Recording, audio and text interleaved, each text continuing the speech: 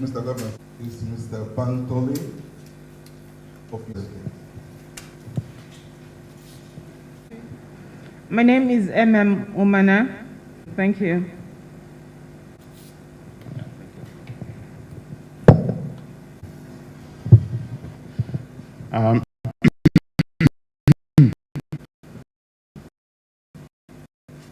As the Deputy Governor, distinguished guests, ladies and gentlemen, I'm so happy to be here today because I was waiting for the day long time. And allow me, before starting sharing with you the objectives of this mission, to take this opportunity to congratulate His Excellency the Governor of this wonderful state, his election, because that's the first time I have the opportunity to do so. I would like also to commend the support expanded to them by the good people of Edo State. We are quite informed about the brilliant job you are doing under the leadership of His Excellency, and we are here to listen to you, to know how can we join your brilliant efforts to change the narrative of the development of the state. We are in this particular situation of the COVID-19, which affected many countries worldwide, and which also affected Nigeria.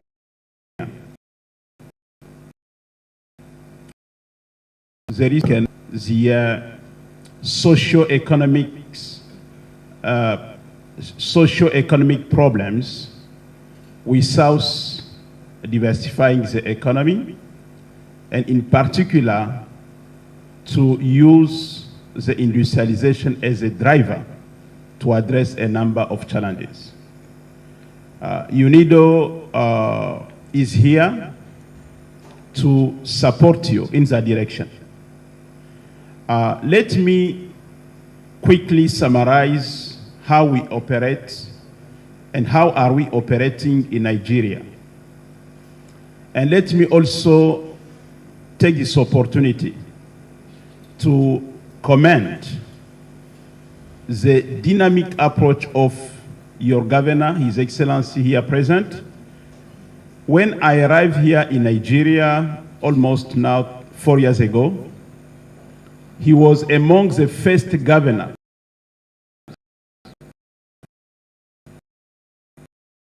to building, to advocate for your state.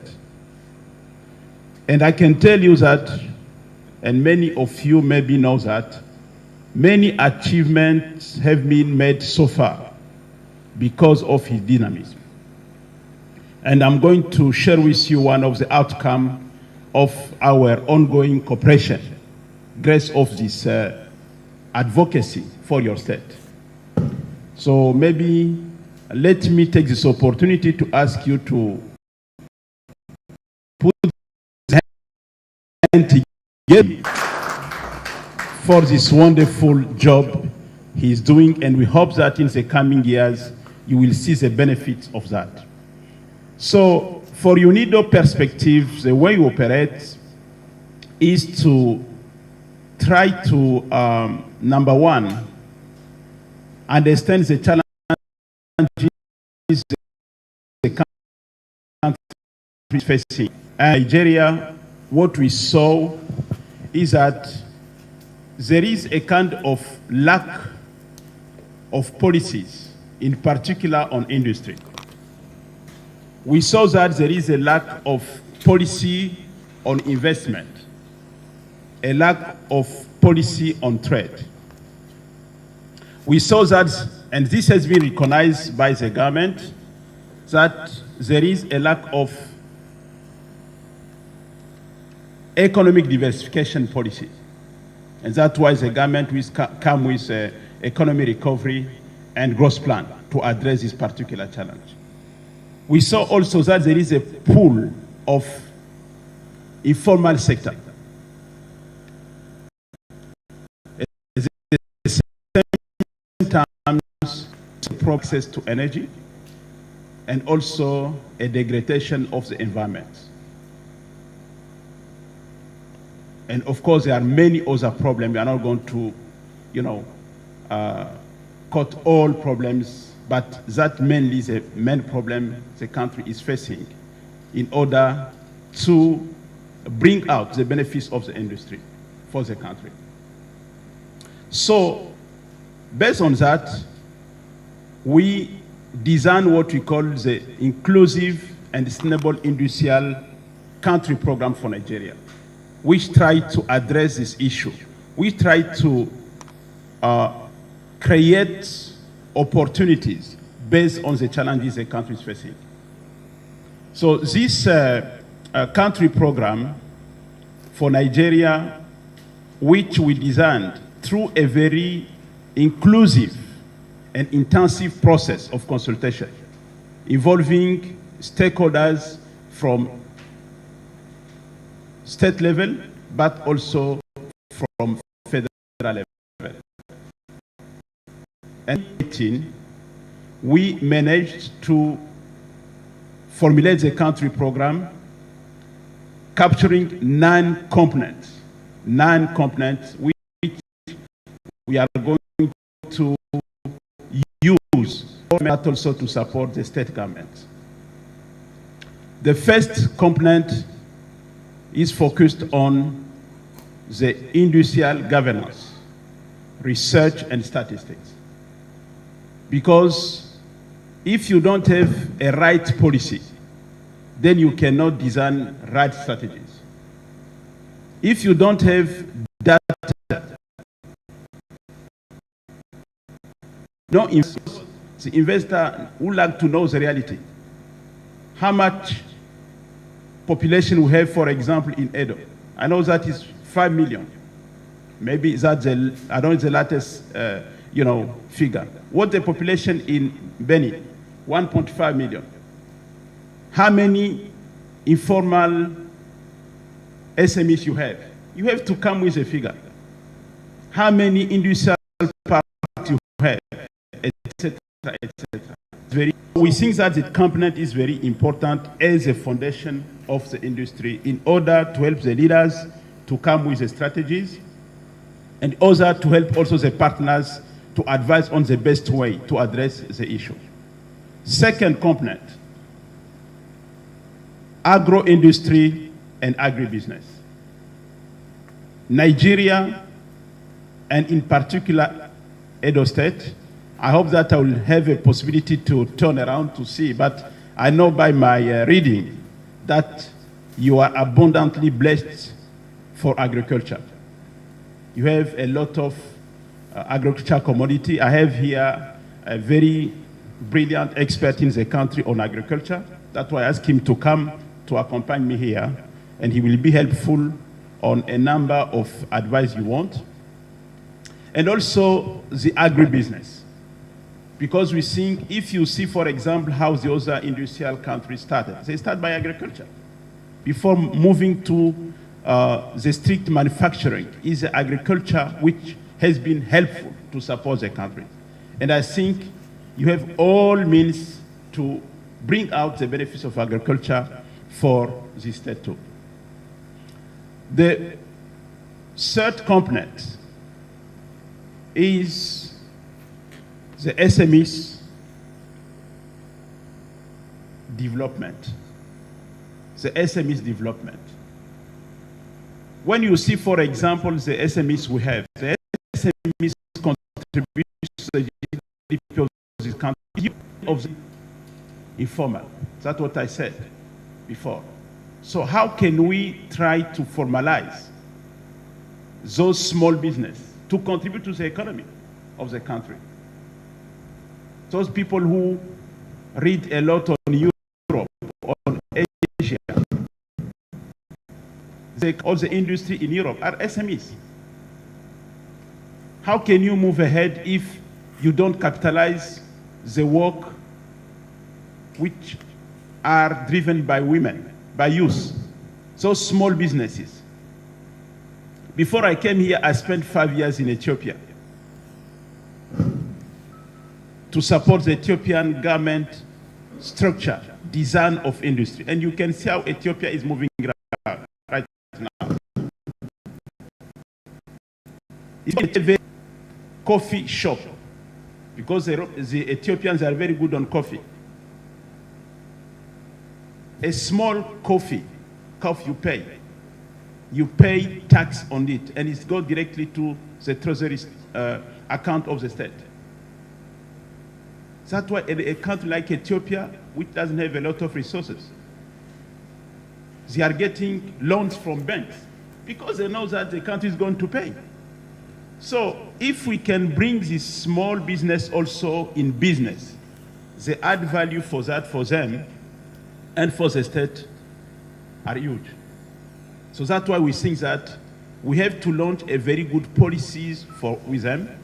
We have to help them in terms of getting the necessary training in management of the finance, creating alliances between them, clustering them. Because if you cluster them, then you'll be able to access to a number of incentives, a credit, for example, which a single SMEs cannot access. But if they are working together, then they can be able to get credit. So very important, Your Excellency, and I think you are doing very well on that.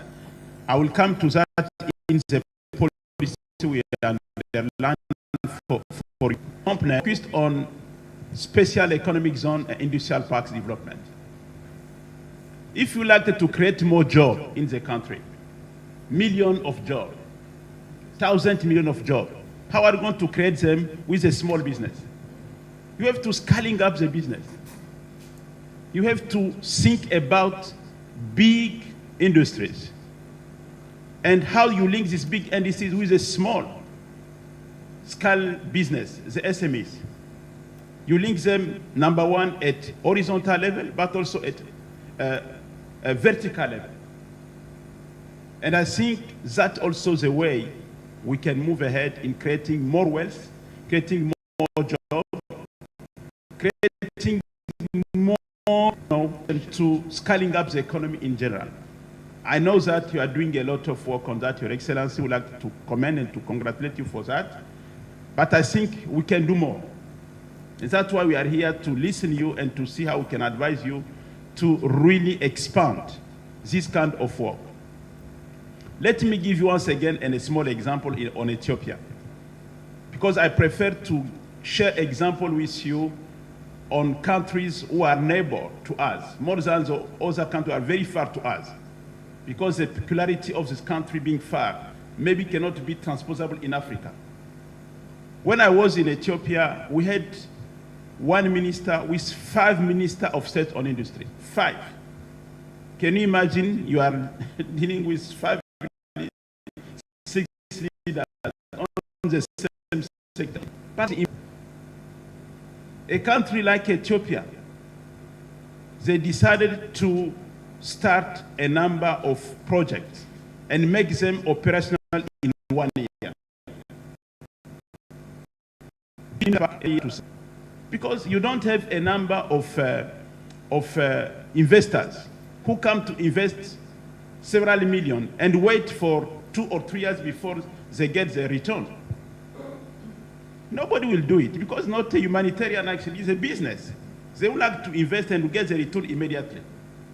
So we start to design this kind of project, starting the development of the investment, and after 1 year, we start immediately to produce.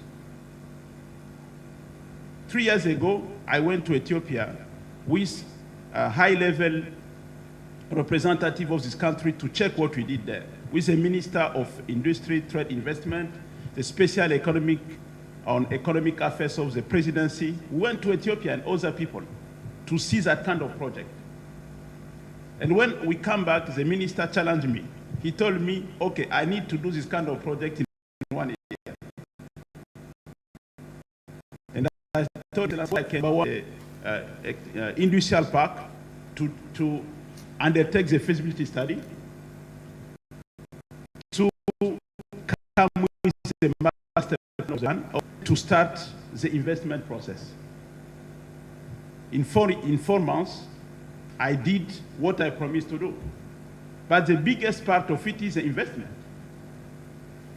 And investment, unfortunately, cannot come from UNIDO. We can support the state, we can support the country to mobilize investment. But the primary role of the government is to mobilize the resources, is to create the PPP, the public and private partnership, to come with this kind of resources. And Ethiopia has been very brilliant for that. They went they went for getting 1 billion bonds to launch the industry sector in the country. 1 billion US bonds to launch the process. It takes a lot of time. And grace of that, they launch this kind of industry, and they have many industrial parks now. Many potential investors are investing in the country, helping to move ahead about it. Why I'm coming with this example, it says that if you would like to move ahead industry, we have to understand that the industry matter has to be taken as a state matter. Because if the government is not going to invest, forget the investment from the private sector. The private sector will be interested to invest if they see the commitment of the state. Yes, sir, no, but it's very important, sir, what I'm saying here today. So the fifth component is focused on trade capacity building and trade. Because we think also that is a very important segment when it comes to the industry.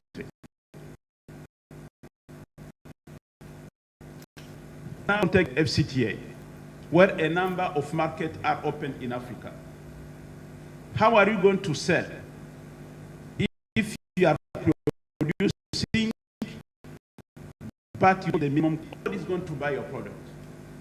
You would like to buy product from your country, but if the so we think that it's very important, in particular for Nigeria, for all states in Nigeria, to go through this awareness of the need to meet the minimum quality of standard in order to market the product locally, but also internationally. Otherwise, your product will be, unfortunately, rejected on the border of those markets. And you know the story which we are facing in Nigeria. Thankfully on that, we support the quality policy in Nigeria, which, as you may know, has been recently approved by the Federal Economic Council. The other important component, the sixth one, is science and technology. This is very, very important. Because when we look what we have in Africa right now, when we look at the ideas we have coming from our youth people, women, on innovation, the ideas, how are we translating these ideas into concrete initiatives? We Africans, are we only here or there to copy and paste? Or we are here also to develop our ideas coming from our brain? I remember this when I was Europe, young, starting my internship, first African intern within the European Commission. We have been in competition with white people. And I told to my friends, let us try to show them that we have the capacity to move ahead. Because when you go through a competition for 10,000 people competing with you, and you are selected, meaning that you have something in your brain. And we have many in Nigeria, we have many in Africa. Let us try to add value, the ideas from our young people. In Nigeria, we have shown that we have this kind of ideas. When you see the movie industry here. It's a it's Nigerian idea. When you go to Kenya, you see, for example, it's M-Pesa, it's African ideas. So we have many ideas. Let us try to focus. And I think this time of COVID-19 is going to be a very for us, for innovation. Let us try to push people. Let us invest in our idea and bring other investors come outside to support us. Then we can create resilience of our industry, of our manufacturing sector. So the 7 components, I'm going to finish to make my brother very happy, is related to the energy. Energy is key. Very key in industry. This is absolutely very important. Of course, from UNIDO, we think that we have also to promote renewable energy, because it's also very, very important. And that's why we are focusing on mini hydro plants. We undertook already a number of activities, number of states. We are at the level of the implementation. We are supporting Gombe State. We are supporting the way we can do it here, because we think that Taraba, we did something in Taraba, which is helping the factory of tea factory to run business after many years when the tea factory was totally collapsed. So we think that's very important, because not only for domestic use, it's mainly for productive use. Because if we give the energy to a number of small business, then you can see them growing quickly. Because if you go in the country and the level of the bill of the electricity is very high, you will not want to invest, because you are investing just to pay your bill. So we think that energy is very important, and affordable energy access is very important. So that's why we are focusing on that one, and also we are focusing on wind. Here, for example, I saw we have a lot of wind. Why not we can explore that one? We are focusing on solar, because we think it is very, very important. So, for example, a very good achievement in Ebonyi State, I think Dr. Osu is going to highlight tomorrow in the technical we are going to have. Then we have also another component which is focused on environmental management, because environment is very important. If you are producing and you don't integrate the environment in your chain of production, then you are jeopardizing yourself, your health, you are contributing to the degradation of the ecosystem, so you are not doing anything to protect also the new generation. That's why we think it's very, very important to focus on that. The last one is the mineral, because through the process of diversifying the economy, everybody agrees now that we have to find other means and still to focus only on oil and gas production in the country. And there are a number of states. I would like to know also what Edo State has about it. We are also working with the Ministry of Federal Ministry handling this particular sector, and we would like to see what we can do.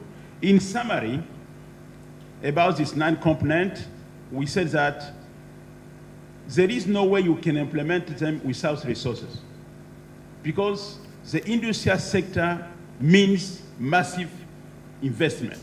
If you don't have money, forget also the industry. We are speaking about, for example, industrial park. An industrial park to be developed is 300 million USD, including the development of the infrastructure, the whole marketing process to start to produce and to sell. You have to invest such money. So who can come with this money if you don't have leaders who can bring investors to come to do so? So for our country program, we said that we start with 60 million USD to launch this process. These 60 million USD dollars are not enough to implement all components I just described for the country. But this is an indicative budget. And we would like to say that, to take this opportunity to thank the federal government of Nigeria, because the government of Nigeria, and believe me, has been one of the countries in Africa really supporting this industrialization process. For this country program, we hope that the federal government is going to bring half of the budget for the implementation of this country program. And of course, we are also expecting the support from the state, because whatever we are going to receive from the government will be invested in this program in terms of implementation, and whatever we receive also from the state will be also invested. It will help us to mobilize resources from traditional donors, from financial institutions. Because if, for example, state government contributes for, let's say, 3 million to support this program activities in the state, when we go to see the partners and we inform them why we receive this kind of amount from the state, then the partners will understand that this particular thematic area is very important for the state. They will also come to contribute. The experience we have when we come to advocate for a state and we say that there is no contribution from the state, so nobody will be interested. So we had a number of states who already pledged to contribute to this country program. We are totally sure that Edo can be part of this country program. So, Your Excellency, once again, I'm very, very happy to be here. I would like to say that UNIDO is more than committed to support you. UNIDO is more than committed to support the good people of Edo to materialize its dream in terms of economic diversification. And I would like to take this opportunity to now release to you officially one of the outcomes of your advocacy work for your state. We received early the first request we received to show the visionary leadership of your governor is to undertake the industrial development policy of the state.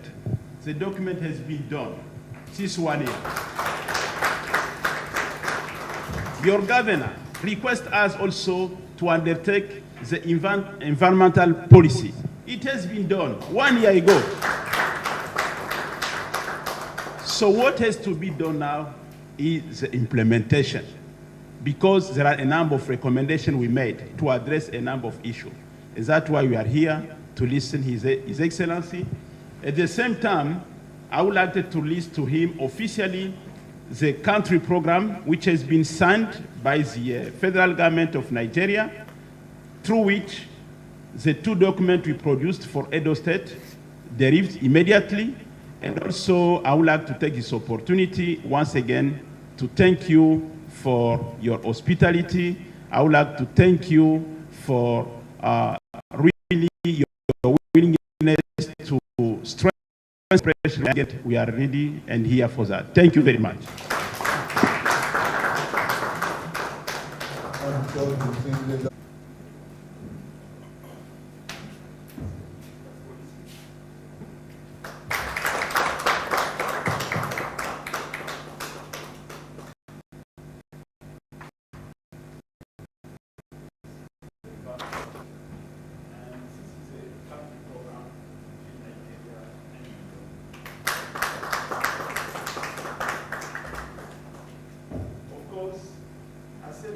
Let me come with a number of pens. You can write the song. And because we would like you all to be saved, we come with a mask.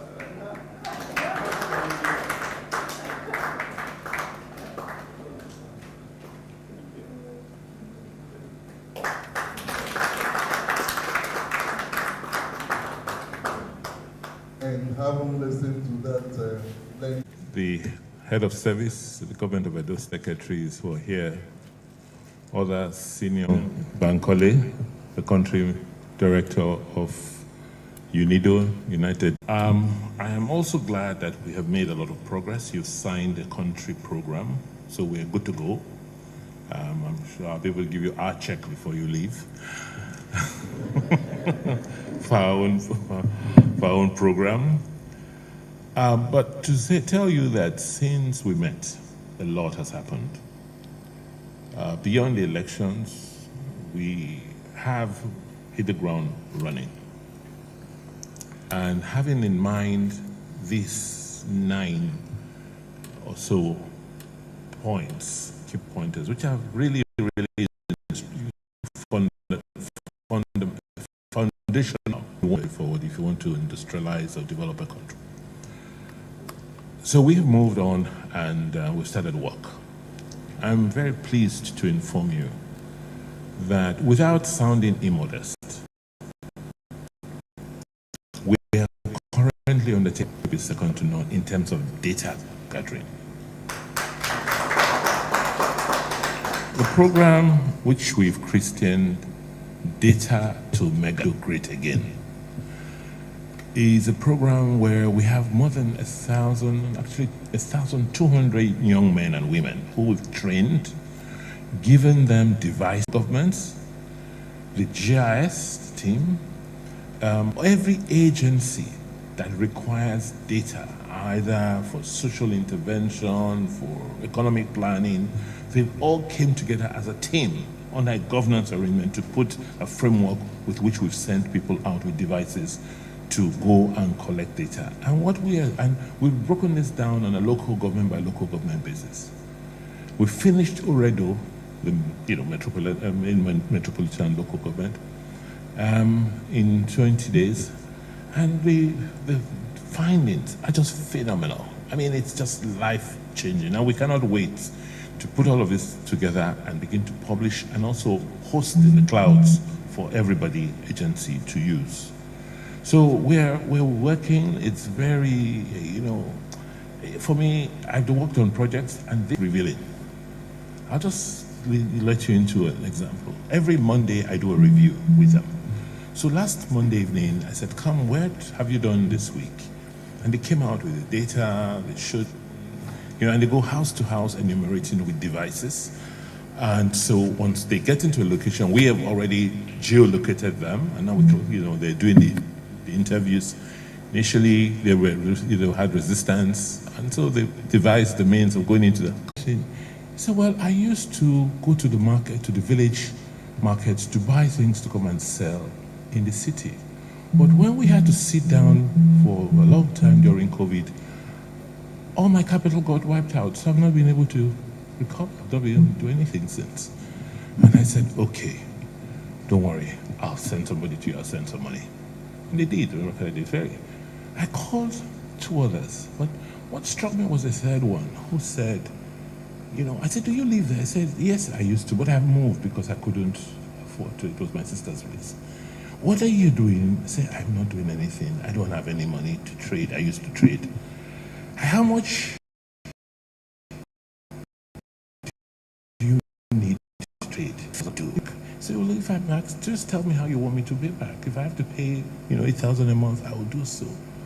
I said, so you're just doing anything? He said, no, I've just been praying for a helper. Maybe you're the helper God has sent to me. And I sent out to them. But what it struck me was, look, the amount of people that have just gone under as a result of gone into poverty, as a result of COVID, and our inability to reach them. I mean, these are not people who are asking for handouts. These are people who, have economic activities, but there's just, so, I mean, just to show you how important data is. So I can sit and tell you how many people are unemployed, how many, people are, widows we have who are not doing stuff, how many schools. We are building data like no one else will have, because we realize the importance of data. And we want to use this data for governance, for both economic, social, and also political governance. Because, we're tired of asking, going around and say, okay, tell me how many people. Say there are many. How many? There are so many. So you can never really plan.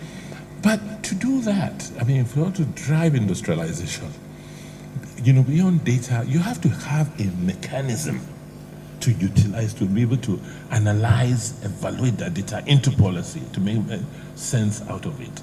But it's important that you have a people to do that. You have a system to do that. Today, government over time has invested in information and data, but they've not just been able to gather it together. It's everything. But with the technology we are devising and we are unleashing the system today, we are, by the grace of God, going to be launching an e-governance platform in the next couple of months. And our goal is that we will be the last government in this state that will use physical files. Underneath that, we are undertaking a whole series of civil service reforms. Because as I'd say, Nigeria is like a vehicle. No matter how it's not running properly, the vehicle is not going to go anywhere. That's the same. So the bureaucracy, the people who are custodians of policy, have to know what they're doing. We have to invest in them. And these are the first things we're doing. So the head of service, I'm sorry, my office is under renovation, so I'm borrowing the head of services office. So the head of service is leading that program. We have consultants from the outside who are helping the process. And what we've done today is get the engine. We're tuning the engine, we're looking at all the parts, we're replacing parts, we're in the process of hiring maybe another 1,400, almost a quarter more people into the civil service to strengthen and reduce the average age from about 45 or 47 down, hopefully to much lower than that.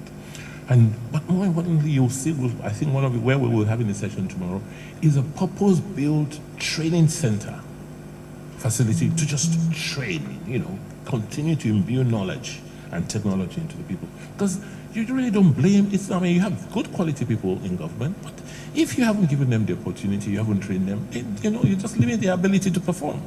So we are undertaking that as a business. We're trying to lay the foundation on which everything else rests. Part of the challenge we've had as a country is, yes, we have brilliant people at the top. They go out there, they have these beautiful negotiations, these beautiful arrangements, treaties.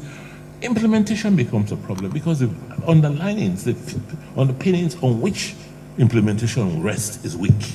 So that's what we're trying to do to strengthen that process. It has its costs, I'm sure if you've been reading social media every day, from now, there's already increased pressure from the political class to say, come on, appoint commissioners, make your political appointments. But we are resisting that and making sure the engine is firm first before we bring in. So for us, we agree with your 9-point program. And what we've done is that with these underlinings, we're focusing on the areas we have key competitive advantages. And what are they? First, I'll start with the hard ones. Because of our location, we are a hub, right? We are a hub for everything, particularly movement of people, transport. You can't go from the west to the east to the south, without coming through Edo State. You must pass through. So there's always a traffic flow of goods and people passing through here, which creates markets and opportunities that we are thinking through. I had a government group, I can't remember, Cold Stone or something. They sell Domino pizzas. And I just don't really understand why they didn't know that Edo State and Benin City exists. And they finally opened 2 branches over the holidays. And guess what? Those 2 branches have the highest turnovers of all their branches across the country today. It tells you there is a market. So because of that location, and not just location, the location also has very fertile and diverse ecosystems. We have swamp, rainforest, savanna, almost 20 million hectares of land, which will sustain a wide variety of crops and production. And so agriculture for us is so key. Forestry is, important. It's one of the key key industries that helped us build the state. Services, but more importantly, the people. The people who built the empire are the same people who still live in the land 700-800 years later. They're strong, talented, being able to, very aspirational. So when you see those kids going across the Sahara to try to get to Europe, you wonder they're not crazy. We're trying to do nice, create those opportunities at home here for them, and just make them understand that, this place could be as good as where they are wiring to go to. We are organizing around SMEs. Unfortunately, we've not, like I said, it's all about governance. It's capacity, training, how to organize people. Because I say that woman who brings money just wants us to understand how she operates, understand the key attributes, the key factors that will affect, and how we can now create an environment for her to do. I see women move from Benin, they gather, they save money, and they go as far as Cotonou to go and buy chicken, frozen chicken, to bring to markets here. What does it take to produce chicken here? But here again, if we have the right trade policies, we have an exchange rate that is quite reflective of market conditions. People are not going to leave. You will make the investments here rather than buy what we can produce. The two things that I want to highlight, and which we must see how we can work together on. 2, energy and technology. Here again, because we are a hub, and beyond being a hub, the major trunks, the major transmission networks pass through Edo State. We have the largest number of wires, electricity wires running across the state, because all the generation comes here in terms of, there's generation that comes here and there's transmission that comes here. And where generation and transmission meets is the cheapest point to produce electricity, and that is Benin City. So we have 1,000 megawatts of electricity generated here that goes into the grid.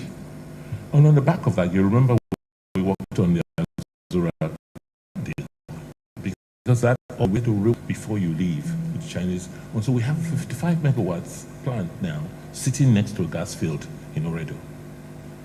And that is scalable to 200. And that means that the design of an industrial, it's bang inside on an industrial park. So we have no issues or qualms, signing up to a policy where we can, get these businesses in there overnight. The other point I would like to make before I round up is, as you can tell, as you see, COVID has changed the world. And technology is it. Seek ye first technology and everything follows. That's why if you look at the Dow Jones today compared to 10, 20 years ago, on the top, all the companies outside of one, maybe ExxonMobil, everyone, that's a resource company, everything else is technology. It's Google, Amazon, it's Facebook, come to define the next generation. And so we want to emphasize technology. And what we've done is we've gone into deals already to see how we can make Edo a hub for training technology capacity.